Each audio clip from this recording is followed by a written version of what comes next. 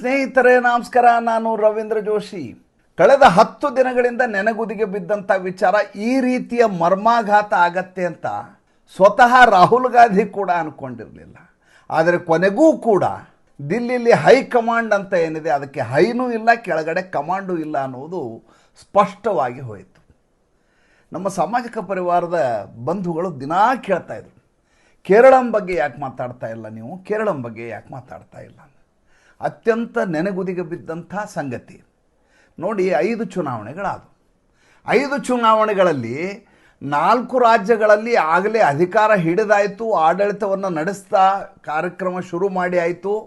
ಆದರೆ ಕೇರಳ ಮಾತ್ರ ಇಲ್ಲಿವರೆಗೂ ನೆನಗುದಿಗೆ ಬಿದ್ದಿತ್ತು. ಯಾಕೆಂದರೆ ರಾಹುಲ್ ಗಾಂಧಿ ಪಟ್ಟು ಹಿಡಿದು ತನ್ನ ಅಂತಃಪುರದ ಸೇವಕನಿಗೆ ಈ ಕೆಲಸವನ್ನು ಕೊಡಬೇಕು, ಕರ್ನಾಟಕನನ್ನು ಇಲ್ಲಿ ನೇಮಕಾತಿ ಮಾಡಬೇಕು ಅಂತ ಇನ್ನಿಲ್ಲದ ಹಾಗೆ ಹಠಮಾರಿತನವನ್ನು ಪ್ರದರ್ಶಿಸ್ತಾ ಇದ್ದರು. ಕೇರಳದ ಚುನಾವಣೆಯ ಫಲಿತಾಂಶ ನಿಮಗೆ ಗೊತ್ತು. ಮೊದಲನೇದಾಗಿ ಅಲ್ಲಿ ಒಟ್ಟು 140 ಸ್ಥಾನಗಳಿದ್ದಾವೆ. UDF 102 ಸ್ಥಾನಗಳನ್ನು ಹೊಂದಿದೆ. LDF 35 ಸ್ಥಾನಗಳ ಹೊಂದಿ ಸಂಪೂರ್ಣವಾಗಿ ಈ ಬಾರಿ ನೆಲಕಚ್ಚಿ ಹೋಗಿದೆ.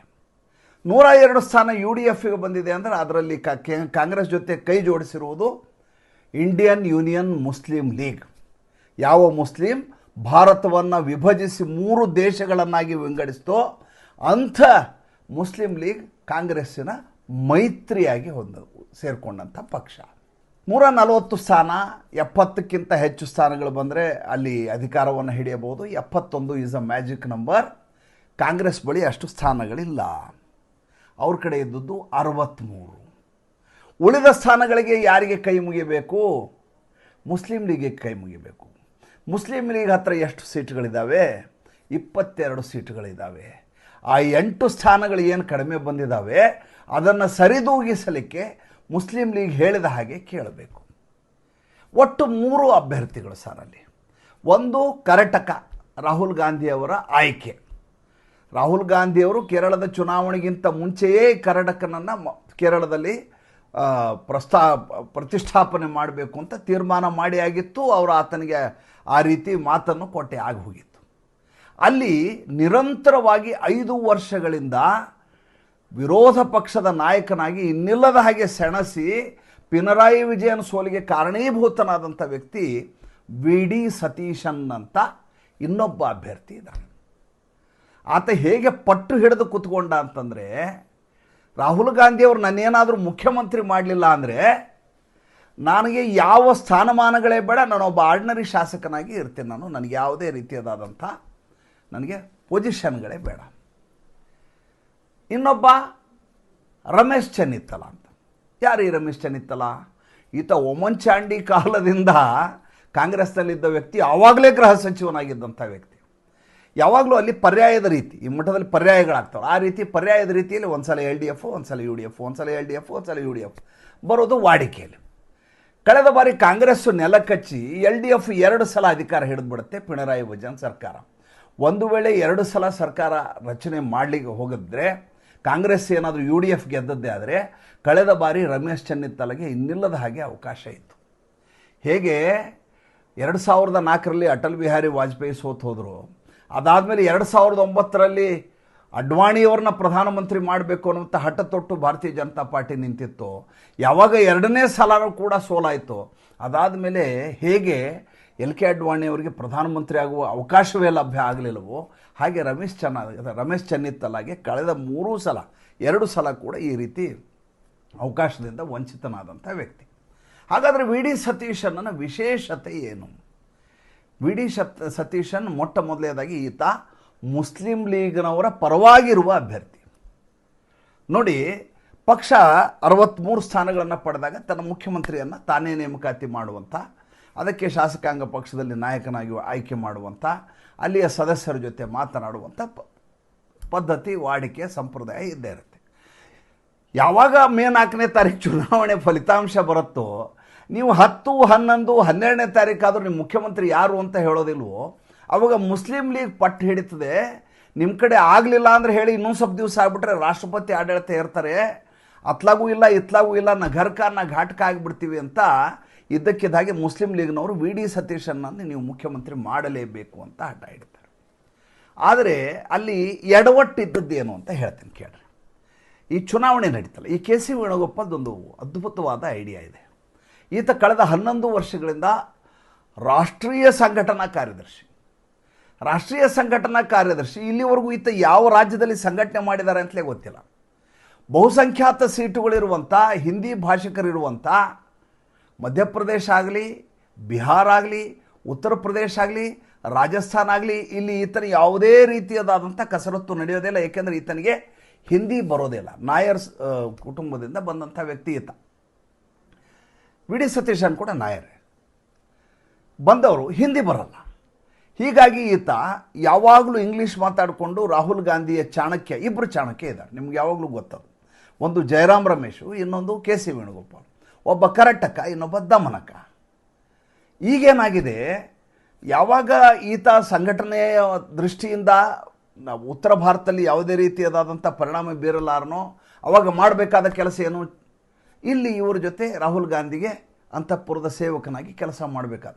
ಅವ್ರ ಮೇಲೆ ದೊಡ್ಡ ಆರೋಪ ಇರೋದೇನಿದೆ, ಈತನ ಮೇಲೆ ಆರೋಪ ಇರೋದಂದರೆ ಅತ್ಯಂತ ಸುಂದರಿಯಾಗಿರುವಂಥ ಅಭ್ಯರ್ಥಿಗಳನ್ನ ಹುಡುಕಿ ಅವರಿಗೆ ಟಿಕೆಟ್ ಕೊಡಿಸುವ ಕೆಲಸವನ್ನು ತುಂಬ ವಿನೀತರಾಗಿ, ನಿಷ್ಠೆಯಿಂದ, ದಕ್ಷತೆಯಿಂದ, ಪ್ರೀತಿಯಿಂದ, ಆತ್ಮೀಯತೆಯಿಂದ, ಪ್ರೇಮದಿಂದ ಅವರಿಗೆಲ್ಲ ಟಿಕೆಟ್ ಕೊಡಿಸ್ತಾರೆ. ಇದು ಹರಿಯಾಣ ಚುನಾವಣೆಯ ಸಂದರ್ಭದಲ್ಲಿ ಗೊತ್ತಾಗಿದೆ. ಭಾಳ ದೊಡ್ಡ ಮಟ್ಟದ ಗಲಾಟೆ ಕೂಡ ಆ ಸಂದರ್ಭದಲ್ಲಿ ನಡೀತು. ಮಹಿಳೆಯರಂದ್ರಿಗೆ ಇನ್ನಿಲ್ಲದ ಹಾಗೆ ಇವರಿಗೆ ಹೆಣ್ಣು ಮಕ್ಕಳ ಬಗ್ಗೆ ಭಾಳ ಅಂತಃಕರಣ. ಈ ಮನುಷ್ಯನಿಗೆ ಅಂತಃಕರಣ ಅನ್ನೋ ಶಬ್ದ ಬಳಸಬಾರ್ದು, ಆದರೆ ಗೌರವಯುತವಾಗಿ ಹೇಳಬೇಕು ಅಂತ ಆ ರೀತಿ ಹೇಳ್ತಾ ಇದ್ದಾನೆ. ಹೆಂಗರಳು ಅಂತ ಬೇಕಾದ್ರೆ ಹೇಳ್ಕೊಡ್ರಿ. ಅತಿಯಾದ ಹೆಂಗರಳು ಈ ಮನುಷ್ಯನಿಗೆ. ಈತ ಟಿಕೆಟ್ ಕೊಡಿಸೋದ್ರಲ್ಲಿ ನಿಸ್ಸೀಮ, ಅಧ್ಯಕ್ಷರನ್ನಾಗಿ ಮಾಡೋದು, ಕಾರ್ಯದರ್ಶಿಯನ್ನಾಗಿ ಮಾಡೋದು, ಒಳ್ಳೊಳ್ಳೆ ತರುಣಿಯರನ್ನ ಹುಡುಕಿ ಮಾಡುವಂಥ ಕೆಲಸವನ್ನು ಭಾಳ ವಿನೀತತೆಯಿಂದ ಮಾಡ್ತಾರೆ ಇವರು. ಕೇರಳದ ಚುನಾವಣೆಯ ಸಂದರ್ಭದಲ್ಲಿ ಈತ ಮಾಡಿದಂಥ ಕುತಂತ್ರ ಏನು ಅಂದರೆ, ತನಗೆ ಯಾರ್ಯಾರು ಬೇಕೋ ಅವರಿಗೆಲ್ಲ ಟಿಕೆಟ್ ಕೊಡಿಸೋದ್ರಲ್ಲಿ ಈತ ಯಶಸ್ವಿ ಆಗ್ಬಿಟ್ಟ. ಟಿಕೆಟ್ ಯಾವಾಗ ಕೊಡಿಸೋದ್ರಲ್ಲಿ ಯಶಸ್ವಿ ಆದ್ನೋ 63 MLAಗಳಲ್ಲಿ ಸುಮಾರು 40 ಜನ ಈತನ ಹೆಸರು ಹೇಳಲಿಕ್ಕೆ ಶುರು ಮಾಡಿಬಿಟ್ರು. ಏನೇ ಆಗಲಿ ಕೆ ಸಿ ವೇಣುಗೋಪಾಲ್ ಅವರನ್ನು ನೀವು ಮುಖ್ಯಮಂತ್ರಿಯನ್ನಾಗಿ ಮಾಡಬೇಕು. ಒಂದು 22-23 ಜನ ಈ ವಿ ಡಿ ಸತೀಶನ್ ಜೊತೆ, ಅದರಲ್ಲಿ ಒಂದು 5-6 ಜನ ರಮೇಶ್ ಚೆನ್ನಿತ್ತಲ ಪರವಾಗಿದ್ರು. ಒಂದು ಕಡೆ high command Rahul Gandhi K C Venugopal ಆಗಲಿ ಅನ್ನುವಂಥ ಏಕದಮ್ ಹಠ, ಮತ್ತೊಂದು ಕಡೆ ಈ ರೀತಿ ಶಾಸಕರನ್ನ ತಾನೇ ಟಿಕೆಟ್ ಕೊಡಿಸಿ ಗೆಲ್ಲಿಸಿ ಅವರು ಕೂಡ ತನ್ನ ಹೆಸರು ಇರಲಿ ಅನ್ನುವಂಥ ಇನ್ನಿಲ್ಲದ ಹಾಗೆ ಪ್ರಯತ್ನ. ಇದರ ಮಧ್ಯೆ ವಿ ಡಿ ಸತೀಶನ್ನು ಒಂದು ಬಾಣವನ್ನು ಬಿಡ್ತಾರೆ, ನಾನು ಕೇವಲ ಸದಸ್ಯನಾಗಿ ಉಳಿತೀನಿ, ಯಾವುದೇ ಕಾರಣಕ್ಕೂ ನಾನು ನಿಮ್ಮ ಕ್ಯಾಬಿನೆಟ್ನಲ್ಲಿ ಇರೋದಿಲ್ಲ. ಇದು ಧಮಕಿ, ಇದು ಸ್ಪಷ್ಟವಾದ ಧಮಕಿ. ಇದಕ್ಕಿಂತ ಮುಂಚೆ ಆಚೆ ಮೊನ್ನೆ ಇಡೀ ತಿರುವನಂತಪುರಂನಲ್ಲಿ, ಕಣ್ಣಾನೂರಲ್ಲಿ, ಬೇರೆ ಬೇರೆ ನಗರಗಳಲ್ಲಿ ಯಾವಿದಾವೆ ಕೇರಳದಲ್ಲಿ, ಅಲ್ಲೆಲ್ಲ ಒಂದು ಪೋಸ್ಟರನ್ನು ಅಂಟಿಸಲಾಗತ್ತೆ. ಏನಂದರೆ ಯಾವುದೋ ವಯನಾಡು ಅಮೇಠಿ ಆಗಲಿಕ್ಕೆ ಬಿಡಬೇಡಿ, ವಯನಾಡನ್ನು ಅಮೇಠಿಯನ್ನಾಗಲಿಕ್ಕೆ ಬಿಡಬೇಡಿ, ಅಂದರೆ ನಿಮ್ಮನ್ನು ಮುಂದಿನ ಸಲ ಸೋಲಿಸ್ತೀವಿ ನಾವು ಪ್ರಿಯಾಂಕಾ ವಾಡ್ರನ್ನು, ಅಥವಾ ನೀವು ನಿಂತು ನಿಮ್ಮನ್ನೇ ಸೋಲಿಸ್ತೀವಿ, ಹುಷಾರಾಗಿರಿ ಇಲ್ಲಿ ಅನ್ನುವಂಥ ರೀತಿಯಲ್ಲಿ ಪೋಸ್ಟರ್ಗಳನ್ನು ಅಂಟಿಸಲಾಗತ್ತೆ. ಈ ಮಧ್ಯೆ ಶಾಸಕಾಂಗ ಪಕ್ಷದ ಸಭೆ ಮಾಡಿದ ಹಾಗೆ ಮಾಡಿದರು, ಪ್ರಭಾರಿಯನ್ನು ಕಳಿಸಿದರು, ಮಾತುಕತೆ ನಡೆಸಿದರು. ರಾಹುಲ್ ಗಾಂಧಿ ಹಠ ಕೆ ಸಿ ವೇಣುಗೋಪಾಲ್ ಆಗಲಿ ಅಂತ. 13ನೇ ತಾರೀಕು ಸಂಜೆ, ಅಂದರೆ ನಿನ್ನೆಯೆಲ್ಲ ಮೊನ್ನೆ ರಾತ್ರಿ ಮತ್ತೆ ಸಭೆ ನಡೆಯುತ್ತೆ. ಸಭೆ ನಡೆದ ಸಂದರ್ಭದಲ್ಲಿ ರಾಹುಲ್ ಗಾಂಧಿ, ಮಲ್ಲಿಕಾರ್ಜುನ ಮುತ್ಯ ಎಲ್ಲ ಕೂತ್ಕೊಂಡು ಮಾತಾಡ್ತಾರೆ. ಕೇರಳದ ಸ್ಥಿತಿ ನೆನಗುದಿಗೆ ಬಿದ್ದು ಏನು ಮಾಡೋಣ ಅಂತ. ಕೊನೆಗೆ ನಿನ್ನೆ ಬೆಳಗ್ಗೆ 11 ಗಂಟೆಗೆ ಈ ಮುಕುಲ್ ವಾಸ್ನಿಕ್ ಮತ್ತು ಅಜಯ್ ಮಾಖನ್ ಮತ್ತು ಒಬ್ಬ ಅವರ ಕಾರ್ಯಕರ್ತೆ 3 ಜನ ಸೇರಿ ಪತ್ರಿಕಾಗೋಷ್ಠಿ ಮಾಡಿ, ಪತ್ರಿಕಾಗೋಷ್ಠಿಯಲ್ಲಿ ಜಯರಾಮ್ ರಮೇಶ್ ಒಂದು ಮಾತು ಹೇಳ್ತಾರೆ. ಒಂದೇ ಸಾಲಿನ ಪತ್ರಿಕಾಗೋಷ್ಠಿ ಇದು, ಇದರ ಕುರಿತು ನಾವು ಯಾವುದೇ ಚರ್ಚೆ ಮಾಡೋದಿಲ್ಲ, ಈ ಒಂದು ಸಾಲಿನ ಮಾಹಿತಿಯನ್ನು ಬಹಿರಂಗಪಡಿಸಲಿಕ್ಕೆ ಹೇಳಲಿಕ್ಕಾಗಿ ಪತ್ರಿಕಾಗೋಷ್ಠಿ ಕರೆದಿದ್ದೇವೆ. ನೋಡಿ ಯಾವ ರೀತಿಯ ಭಯ, ಆತಂಕ ಇವ್ರನ್ನ ಕಾಡ್ತಾ ಇದೆ ಅಂದರೆ, ಒಂದು ವೇಳೆ ಹೆಸರು ಅನೌನ್ಸ್ ಮಾಡಿದ ತಕ್ಷಣ ರಾಹುಲ್ ಗಾಂಧಿಯ ಕ್ಯಾಂಡಿಡೇಟು ಕೆ ಸಿ ವೇಣುಗೋಪಾಲ್ ಏನಾದರು ಅಂತ ಕೇಳ್ತಾರೆ, ರಮೇಶ್ ಚೆನ್ನಿತ್ತಲ ಸ್ಥಿತಿ ಏನು ಅಂತ ಕೇಳ್ತಾರೆ, ಇದ್ದಕ್ಕಿದ್ದ ಹಾಗೆ ಈ ಹೆಸರು ಹೇಗೆ ಬಂತು ಅಂತ ಕೇಳ್ತಾರೆ. ಅದು ಯಾವುದನ್ನೂ ಕೇಳಲಾರದ ಹಾಗೆ ಮುಜುಗರದಿಂದ ತಪ್ಪಿಸ್ಕೊಳ್ಳಿಕ್ಕೆ ಜಯರಾಮ್ ರಮೇಶ್ ಮೈಕ್ ಕೊಡುವುದಕ್ಕಿಂತ ಮುಂಚೆ ಸ್ಪಷ್ಟವಾಗಿ ಹೇಳ್ತಾರೆ, ಇಲ್ಲಿ ಪ್ರಶ್ನೋತ್ತರ ಇಲ್ಲ, ನೀವು ಯಾವುದೇ ಸಂವಾದವನ್ನು ನಮ್ಮ ಜೊತೆ ಮಾಡೋ ಹಾಗಿಲ್ಲ, ನಾವು ಯಾವ ವಿಷಯವನ್ನು ತಿಳಿಸಬೇಕು ಅಂತ ಮಾಡಿದೆವು ಅದಕ್ಕಾಗಿ ಪತ್ರಿಕಾಗೋಷ್ಠಿ ಕರೆದೇವೆ. ಅಲ್ಲ ರೀ, ಪತ್ರಿಕಾಗೋಷ್ಠಿ ಇರೋದೇ ಎದುರು ಬದುರು ಸಂವಾದ ಆಗಲಿ ಅಂತ, ಮುಖಾಮುಖಿ ಎದುರುಗಡೆ ಸಿಕ್ಕಿ ಮಾತಾಡೋಣ. ನೀವು ಒಂದು ಸಾಲನೇ ಸ್ಟೇಟ್ಮೆಂಟ್ ಕೊಡೋದಾಗಿದ್ದರೆ ನಿಮ್ಮ ಕಾಂಗ್ರೆಸ್ ಕಾರ್ಯಾಲಯದಿಂದನೇ ಒಂದು ಪ್ರೆಸ್ ರಿಲೀಸ್ ಕಳಿಸ್ಬೋದಲ್ವಾ, ಒಂದು ಮೇಲ್ ಮಾಡಿಬಿಟ್ರೆ ಎಲ್ಲರೂ ಸುದ್ದಿ ತಗೋತಾರೆ, ಪತ್ರಿಕಾಗೋಷ್ಠಿ ಮಾಡೋ ಅಗತ್ಯ. ಅಂದರೆ ಆ ರೀತಿಯ ಭಯ ಇವರನ್ನು ಕಾಡುತ್ತೆ. ಇವರಿಗೆ ತಮ್ಮೊಳಗೆ ಭಾಳ ದೊಡ್ಡದಾದಂಥ ಅಪರಾಧಿ ಪ್ರಜ್ಞೆ ಕಾಡ್ತಾ ಇದೆ. ಕೊನೆಗೆ ಆಕೆ ಒಂದೇ ಸಾಲಿನಲ್ಲಿ ಹೇಳ್ತಾರೆ, ನಿನ್ನೆ ನಮ್ಮ ಹೈಕಮಾಂಡ್ ಸಭೆ ನಡೆಸಿ ವಿ ಡಿ ಸತೀಶನ್ ಅವರನ್ನ ಮುಖ್ಯಮಂತ್ರಿಯನ್ನಾಗಿ ಘೋಷಿಸುತ್ತಿದೆ ಅಷ್ಟು ಹೇಳಿ ಎದ್ದು ಹೋಗ್ತಾ ಇದ್ದಾರೆ. ಕವ ಕವ ಕವ ಸೌಂಡ್ ಬರುತ್ತೆ. ಮುಂದೆ ಮಧ್ಯಾಹ್ನ ಮೇಲೆ ಕೆ ಸಿ ವೇಣುಗೋಪಾಲ್ನ ಮಾಧ್ಯಮದವ್ರು ಮಾತಾಡ್ಸ್ಲಿಕ್ಕೆ ಹೋಗ್ತಾರೆ.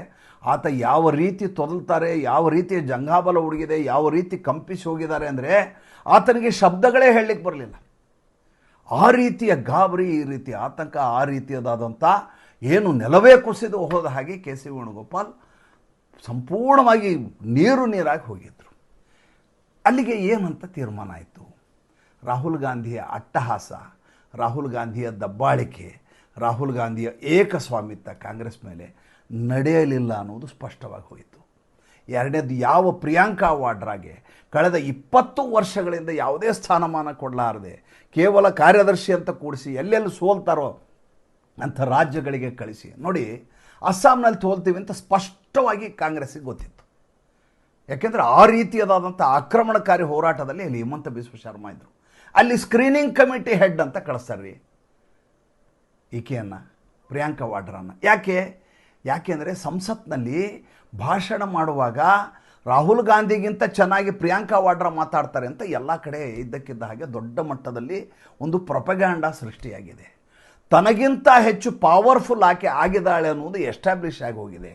2004ರಿಂದ 2026ವರೆಗೂ ತಾನು ಏನನ್ನು ಸಾಧನೆ ಮಾಡಲಿಕ್ಕಾಗಲಿಲ್ವೋ ಅದನ್ನು ಕೇವಲ ಬಂದು ವಯನಾಡಿನಿಂದ ಗೆದ್ದ ಮೇಲೆ ವಿಶ್ವಾಸವನ್ನು ಗಳಿಸುವುದರಲ್ಲಿ ಪ್ರಿಯಾಂಕಾ ವಾಡ್ರಾ ಮತ್ತು ರಾಜಕೀಯವಾಗಿ ಚಾಣಾಕ್ಷತೆಯನ್ನು ಮೆರೆಯುವುದರಲ್ಲಿ ಆಕೆ ತನಗಿಂತ ಶ್ರೇಷ್ಠ ಅನ್ನೋದು, ತನಗಿಂತ ಬೆಟರ್ ಅನ್ನೋದು ರಾಹುಲ್ ಗಾಂಧಿಗೆ ಗೊತ್ತಾಗಿದೆ. ಹೀಗಾಗಿ ಆಕೆ ಎಲ್ಲಿಯೂ ಬರಲಾರ್ದ ಹಾಗೆ ನೋಡ್ಕೋತಾ ಇದ್ದರು. ಆದರೆ ಕೇರಳದ ವಯನಾಡಿನ ಸಂಸತ್ ಸದಸ್ಯೆಯಾಗಿರೋ ಪ್ರಿಯಾಂಕಾ ವಾಡ್ರಾ ಜೊತೆ ಅಲ್ಲಿಯ MLAಗಳ ಜೊತೆ ಸಂಪರ್ಕ ಇರುತ್ತೆ, ಅಲ್ಲಿರುವಂಥ ಮುಸ್ಲಿಂ ಲೀಗ್ ಜೊತೆ ಸಂಪರ್ಕ ಇರುತ್ತೆ. ಆ ಸಂಪರ್ಕ ಯಾವ ರೀತಿಯ ನರೇಟಿವನ್ನು ಸೃಷ್ಟಿ ಮಾಡುತ್ತೆ ಅಂದರೆ, ವಿ ಡಿ ಸತೀಶನ್ ಏನಾದರೂ ಮುಖ್ಯಮಂತ್ರಿ ಮಾಡಲಿಲ್ಲ ಅಂದರೆ ಕೇರಳದ ಕಾಂಗ್ರೆಸ್ ಉಳಿಯೋದಿಲ್ಲ, UDF ಸರ್ಕಾರ ಇರೋದಿಲ್ಲ ಅನ್ನೋದು ರಾಹುಲ್ ಗಾಂಧಿಗೆ ಸ್ಪಷ್ಟವಾಗಿ ಹೋಗುತ್ತೆ. ಹಾಗಾದರೆ ಈಗ ಮೂಗಿಗೆ ತುಪ್ಪ ಹಚ್ಚಬೇಕಲ್ಲ ಕೆ ಸಿ ವೇಣುಗೋಪಾಲ್ಗೆ, ಏನು ಮಾಡೋದು? ಕೆ ಸಿ ವೇಣುಗೋಪಾಲ್ ಒಂದಷ್ಟು ಷರತ್ತುಗಳನ್ನು ಇಟ್ಟಿದ್ದಾರೆ. ಏನಂತಂದರೆ, ಆಯಕಟ್ಟಿನ ಜಾಗಗಳಲ್ಲಿ ಮುಖ್ಯವಾದಂಥ ಪೋರ್ಟ್ಫೋಲಿಯೋ ಏನಿದ್ದಾವೆ ಆ ಪೋರ್ಟ್ಫೋಲಿಯೋಗಳು ತಾನು ಟಿಕೆಟ್ ಕೊಟ್ಟು ಗೆಲ್ಲಿಸಿದಂಥ ಅಭ್ಯರ್ಥಿಗಳಿಗೆ ಲಭ್ಯ ಆಗಬೇಕು. ಉದಾಹರಣೆಗೆ PWD ಸಚಿವಾಲಯ ತಮ್ಮವರಿಗೆ ಸಿಗಬೇಕು, ಇನ್ಯಾವುದೋ ಪ್ರಮುಖವಾದ ಸಚಿವಾಲಯ, ದುಡ್ಡು ಬರಬೇಕು, ಸಂಪನ್ಮೂಲ ಇರಬೇಕು, ಅಂಥ ಸಚಿವಾಲಯಗಳೆಲ್ಲ ತಮ್ಮವ್ರಿಗೆ ಸಿಗಬೇಕು ಅಂತ ಹಠ ಹಿಡಿದಿದ್ದಾರೆ. ಅದೇನಾಗತ್ತೆ ಅದು ಮುಂದಿನ ವಿಚಾರ. ಆದರೆ ಒಂದು ವಿಷಯ ಭಾಳ ಸ್ಪಷ್ಟವಾಗಿ ಆಗಿದ್ದೇನೆಂದರೆ, ಈ ದೇಶದಲ್ಲಿ 54% ಹಿಂದೂಗಳಿರುವಂಥ ಕೇರಳದಲ್ಲಿ ಮುಸಲ್ಮಾನರು ಪ್ರಾಬಲ್ಯವನ್ನು ಮೆರೀತಾರೆ. ಜೊತೆಗೆ 22 ಸೀಟುಗಳಲ್ಲಿ ಕೇರಳದಲ್ಲಿ ಗೆಲ್ತಾರೆ. ಅಂದರೆ ಅಲ್ಲಿ ಆ ರೀತಿ ಇಲ್ಲಿ ಮುಸ್ಲಿಂ ಲೀಗು ತಮಿಳುನಾಡಿನಲ್ಲಿ ಕೈಯಲ್ಲಿರುವ 2 ಸೀಟುಗಳನ್ನು ಇಟ್ಕೊಂಡು IUML ಹೆಸರಿನಲ್ಲಿ ವಿಜಯ್ ಹೇಳಿದ ಹಾಗೆ ಕೇಳುವ ಹಾಗೆ ಮಾಡುತ್ತೆ. ಒಂದೇ ಮಾತ್ರ ಯಾಕೆ ಹಾಡಿದ್ರಿ ಅಂತ ಅಬ್ಜೆಕ್ಷನ್ ಮಾಡುವ ಮಟ್ಟಿಗೆ ಬರುತ್ತೆ. ಒಬ್ಬ ಜ್ಯೋತಿಷಿಗೆ ನೀವು OSD ಹೆಂಗೆ ಮಾಡಿದ್ರಿ ಅಂತ ಕೇಳುವ ಪರಿಸ್ಥಿತಿ ಬರುತ್ತೆ. ಅಂದರೆ ಮುಸಲ್ಮಾನರು ಈ ದೇಶದ ರಾಜಕೀಯದಲ್ಲಿ ಹೇಗೆ ಬೇರು ಬಿಡ್ತಾ ಇದ್ದಾರೆ, ಹೇಗೆ ಬಿತ್ತಿಗೆ ಮಾಡ್ತಾ ಇದ್ದಾರೆ ಅನ್ನುವುದಕ್ಕೆ ಇದಕ್ಕಿಂತ ಜ್ವಲಂತ ನಿದರ್ಶನ ನಿಮಗೆ ಸಿಗಲಿಕ್ಕೆ ಸಾಧ್ಯವೇ ಇಲ್ಲ. ಇನ್ನು ಕೆ ಸಿ ವೇಣುಗೋಪಾಲ್ ವಿಚಾರವನ್ನು ಇನ್ನೊಂದು ವಿಚಾರ ನಿಮ್ಗೆ ಹೇಳಲೇಬೇಕು. ಅದೇನಪ್ಪ ಅಂದರೆ, ಮುಂದಿನ ವರ್ಷ ಮಲ್ಲಿಕಾರ್ಜುನ ಮುತ್ಯಾನ ಅವಧಿ ಮುಗಿದು ಹೋಗುತ್ತೆ. ಮಲ್ಲಿಕಾರ್ಜುನ ಮುತ್ಯಾಗ ನಡೀಲಿಕ್ಕಾಗ್ತಾ ಇಲ್ಲ, ದೈಹಿಕವಾಗಿ ಬಳಲಿ ಹೋಗಿದ್ದಾರೆ. ಅವರು ಎಲ್ಲೆಲ್ಲಿ ಚುನಾವಣೆಗೆ ಹೋಗ್ತಾರೋ ಅಲ್ಲೆಲ್ಲ ಪಕ್ಷ ಸೋತು ಹೋಗುತ್ತೆ ಅನ್ನೋದು ಇಡೀ ಪಕ್ಷದಲ್ಲಿ ಈಗಾಗಲೇ ಜನಜನಿತವಾಗಿರೋ ವಿಚಾರ. ಆ ಜಾಗಕ್ಕೆ ಕೆ ಸಿ ವೇಣುಗೋಪಾಲ್ನ ಕೂಡಿಸಿ ರಾಷ್ಟ್ರೀಯ ಅಧ್ಯಕ್ಷರನ್ನಾಗಿ ನಿಮ್ಮನ್ನು ಮಾಡ್ತೀವಿ, ಈ ಸೌತ್ ರಾಜ್ಯಗಳನ್ನ ಬಿಟ್ಟು ಉತ್ತರ ಭಾಷೆ ಏನಿದೆ, ಹಿಂದಿ ಭಾಷೆ ಇರುವಂಥ ಉತ್ತರ ಪ್ರಾಂತ್ಯದಲ್ಲಿ ಇರುವಂಥ ವ್ಯಕ್ತಿಗಳನ್ನ ಸಂಘಟನಾ ಕಾರ್ಯದರ್ಶಿ ಮಾಡ್ತೀವಿ ಅಂತ ರಾಹುಲ್ ಗಾಂಧಿ ಹೇಗಾದರೂ ಮಾಡಿ ಅವ್ರನ್ನ ಸಮಾಧಾನ ಮಾಡುವ ಪ್ರಯತ್ನವನ್ನು ಮಾಡ್ತಾ ಇದ್ದಾರೆ. ನೋಡಿ, ರಾಹುಲ್ ಗಾಂಧಿಯ ಸ್ಥಿತಿ ಹೇಗಿದೆ ಅಂದರೆ, ಛತ್ತೀಸ್ಗಢದಲ್ಲಿ ಭೂಪೇಶ್ ಬಘೇಲ್ 2.5 ವರ್ಷಕ್ಕೆ ಬಿಟ್ಟು ಕೊಡ್ತೀನಿ ಅಂತ ಹೇಳಿದ್ರು, ಬಿಟ್ಟು ಕೊಡಲಿಲ್ಲ. ಕಣ್ಣಾರೆ ನೀವು ನೋಡಿದ್ರಿ. ಎರಡನೇದು, ಕರ್ನಾಟಕಕ್ಕೆ ಬನ್ನಿ. ಕರ್ನಾಟಕದಲ್ಲಿ 2.5 ವರ್ಷಕ್ಕೆ ಬರೆದು ಕೊಟ್ಟು ಬಂದಂಥ ಸಿದ್ದರಾಮಯ್ಯ ನೀವು ಕೆಳಗಿಳಿರಿ ಅಂತ ಹೇಳುವುದಕ್ಕಿಂತ ಮುಂಚೆ ಆ ಸೂಚನೆ ವಾಸನೆ ಬಂದ ತಕ್ಷಣ ನಾನು ಅಹಿಂದ ಸಮಾವೇಶ ಮಾಡ್ತೀನಿ, ಅನುಮತಿಯನ್ನು ಕೊಡಿ ಅಂತ ಶುರು ಮಾಡ್ತಾರೆ. ನನ್ನ ಕಡೆ ಸಂಖ್ಯಾಬಲ ಇದೆ ಅಂತ ಪರೋಕ್ಷವಾಗಿ ಹೇಳಿ ಕಳಿಸ್ತಾರೆ. ಈಗ ಕರ್ನಾಟಕದ ಸ್ಥಿತಿ ಏನಾಗುತ್ತೆ ಅಂದರೆ, ರಾಹುಲ್ ಗಾಂಧಿ ತನ್ನ ಮೂಗಿನ ನೇರಕ್ಕೆ ತಾನು ಹೇಳಿದ ಹಾಗೆ ಕೇಳಿಸಿಕೊಂಡು ತನಗೆ ಯಾರು ಬೇಕೋ ಅವ್ರನ್ನ ಮುಖ್ಯಮಂತ್ರಿ ಮಾಡಲಿಕ್ಕೆ ಸಾಧ್ಯ ಆಗಲಿಲ್ಲ ಅಂದ ಮೇಲೆ ನಮ್ಮನ್ನು ಹೇಗೆ ಈತ ತಡುತ್ತಾರೆ ಅಂತ ಸಿದ್ದರಾಮಯ್ಯ ಮೀಸೆ ತಿರುಗಿಸ್ಲಿಕ್ಕೆ ಶುರು ಮಾಡ್ತಾರೆ. ನೋಡಿ, ಕಾಂಗ್ರೆಸ್ನಲ್ಲಿ ಯಾವಾಗಲೂ ಹಿಂದಿನಿಂದ ಗಮನಿಸ್ತಾ ಬನ್ನಿ. ನೆಹರು ಇದ್ದಾಗ ಹೈಕಮಾಂಡ್ ಅನ್ನೋದಿರಲ್ಲ, ಇಂದಿರಾ ಗಾಂಧಿ ಕಾಲಕ್ಕೆ ಬಂತು. ಇಂದಿರಾ ಗಾಂಧಿ ಯಾವ ರೀತಿ ಆಳ್ತಾ ಇದ್ರು ಅಂದರೆ, ಅವರಿಗೆ ಧವನ್ ಅಂತೇಳಿ ಸೆಕ್ರೆಟ್ರಿ, ಆ ಧವನ್ನು ಟೆಲಿಫೋನ್ ಮಾಡಿ ಟ್ರಂಕ್ ಕಾಲಲ್ಲಿ ಹೇಳ್ತಾಯಿದ್ರು, ಮೇಡಮ್ ಹೇಳ್ತಾ ಇದ್ದಾರೆ ರಾಜೀನಾಮೆ ಕೊಡಬೇಕು ನನ್ನದು. ಕ್ಷಣಾರ್ಧದಲ್ಲಿ ಆ ವ್ಯಕ್ತಿ ರಾಜೀನಾಮೆಯನ್ನು ಕೊಡ್ತಾ ಇದ್ದ. ಮುಂದೆ ರಾಜೀವ್ ಗಾಂಧಿ ಕಾಲದ ಬಂದಾಗಲೂ ಕೂಡ ಮತಾಯಿಸುತ್ತಿದ್ದರು. ಆವಾಗಲೂ ಕೂಡ ಇದೇ ರೀತಿಯದಾದಂಥ ಹೈಕಮಾಂಡ್ ಅನ್ನುವಂಥ ಕಲ್ಪನೆ ಗಟ್ಟಿಯಾಗಿ ಉಳಿದಿತ್ತು. ಸೋನಿಯಾ ಗಾಂಧಿಗೆ ಒಂದು ಕಡೆ ಆಸ್ಕರ್ ಫರ್ನಾಂಡಿಸ್ ಇದ್ದರು, ಮತ್ತೊಂದು ಕಡೆ ಅಹಮ್ಮದ್ ಪಟೇಲ್ ಇದ್ದರು. ಇಂದಿರಾ ಗಾಂಧಿ ಕಾಲದಲ್ಲಿ ಜನಾರ್ದನ್ ಪೂಜಾರಿ ಅಂತ ಅಲ್ಲೊಬ್ಬ ಕೂತಿದ್ದ. ಈ ಆಸ್ಕರ್ ಫರ್ನಾಂಡಿಸು ಕಿಚನ್ ಕ್ಯಾಬಿನೆಟ್ ನೋಡ್ಕೋತಾ ಇದ್ದ. ಗಂಡ ಹೆಂಡತಿ ಸೇರಿ ಅಡುಗೆ ಮಾಡಿ ಹಾಕೋದು, ಸೋನಿಯಾ ಗಾಂಧಿ ಅವ್ರನ್ನ ಓಲೈಸುವ ಕೆಲಸ. ಈ ಕಡೆ ಅಹಮ್ಮದ್ ಪಟೇಲು ವ್ಯವಹಾರಗಳನ್ನು ನೋಡ್ಕೋತಾ ಇದ್ದ, ಬರುವ ದುಡ್ಡನ್ನು ವಿತರಣೆ ಮಾಡೋದು ಎಲ್ಲ ನೋಡ್ತಾ ಇದ್ದ. ರಾಹುಲ್ ಗಾಂಧಿಗೆ ಈ ರೀತಿಯದಾಗಿ ಬಲಗೈ ಬಂಟರ ರೀತಿ ಇರುವಂಥ ಇಬ್ಬರೂ ಕೂಡ ಆತನಿಗೆ ಸಾಥ್ ಕೊಡಲಿಕ್ಕೆ ಸಾಧ್ಯ ಆಗಿಲ್ಲ. ಈತ ಹೈಕಮಾಂಡ್ ಆಗಲಾರದೆ ಒಬ್ಬ ಗುಮಾಸ್ತರ ರೀತಿಯಲ್ಲಿ ಅವರು ಬರೆದು ಕೊಟ್ಟದ್ದನ್ನು ಓದೋದನ್ನು ಬಿಟ್ಟರೆ ಸ್ವಂತ ಛಾತಿಯಿಂದ ಮಾಡಿದಂಥ ಕೆಲಸಗಳೇ ಇಲ್ಲ. ಕರ್ನಾಟಕ ದಮನಕರಲ್ಲಿ ಒಬ್ಬ ಎದ್ದು ಹೋಗ್ತಾರೆ ಅಂತ ಮಾಡಿದ್ದಾನೆ ಕೇರಳಕ್ಕೆ. ಕೇರಳದ ರಾಜಕಾರಣಿಗಳಿಗೆ ಯಾವಾಗಲೂ ಒಂದು ಅಭೀಪ್ಸೆ. ಏನಪ್ಪ ಅಭೀಪ್ಸೆ ಅಂದರೆ, ನಾವು ದಿಲ್ಲಿಯಲ್ಲಿ ಕೂತ್ಕೊಂಡು MP ಆಗಿ ಏನು ಪ್ರಯೋಜನ, ನಾವು ನಮ್ಮ ಕೇರಳದಲ್ಲಿ ಇರಬೇಕು, ಗಾಡ್ ಝೋನ್ ಕಂಟ್ರಿ, ಅಲ್ಲಿದ್ದು ನಾವು ರಾಜ್ಯಭಾರ ಮಾಡಬೇಕು ಅಂತ. KC ವೇಣುಗೋಪಾಲ್ ಕೂಡ ಅದೇ ಹಪಹಪಿಯಿಂದ ಕಳೆದ 2-3 ವರ್ಷಗಳಿಂದ ಪಾಪ ಬೂಟ್ ಪಾಲಿಷ್ ಮಾಡುವುದರಲ್ಲಿ ನಿರತರಾಗಿದ್ದರು. ಕೊನೆಗೂ ಅವರ ಈ ಸೇವೆ ಫಲಿಸಲಿಲ್ಲ. ಆ ಕಡೆ ಪ್ರಿಯಾಂಕಾ ವಾಡ್ರಾ ಯಾವ ಸ್ಕೆಚ್ ಹಾಕಿ ತನ್ನ ವ್ಯಕ್ತಿ ಗೆಲ್ಲುವ ಹಾಗೆ ಮಾಡಿ ಮುಖ್ಯಮಂತ್ರಿ ಮಾಡಬೇಕು ಅಂತ ಮಾಡಿದರು, ಅದು ಫಲಿಸಿದೆ. ಇದು ಕೇರಳದ ರಾಜಕೀಯ. ಮುಂದೇನಾಗತ್ತೆ ಮತ್ತೆ ಮುಂದಿನ ಸಂಚಿಕೆಯಲ್ಲಿ ಮಾತಾಡ್ತೀನಿ. ಸಂಚಿಕೆ ಇಷ್ಟ ಆದರೆ ಲೈಕ್ ಮಾಡಿ, ಫಾಲೋ ಮಾಡಿ, ಶೇರ್ ಮಾಡಿ. ನಮ್ಮ ಮುಕ್ತ ಪತ್ರಿಕೋದ್ಯಮಕ್ಕೆ ಆರ್ಥಿಕವಾಗಿ ಬೆಂಗಾವಲಾಗಿ ನಮಸ್ಕಾರ.